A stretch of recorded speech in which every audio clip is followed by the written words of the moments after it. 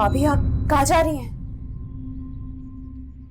मियाँ बीवी के दरमियान तो लड़ाइयाँ होती रहती है ना, इसका मतलब ये थोड़ी कि आप घर छोड़ के चले जाए इस तरह। हिना को देखने आज लड़के वाले आ रहे हैं, और कुछ भी हो ये आपके शौहर की बहन है, और सबसे बढ़ के हमारी भी तो छोटी बहन है। आप छोड़ के नहीं जा सकती इस तरह।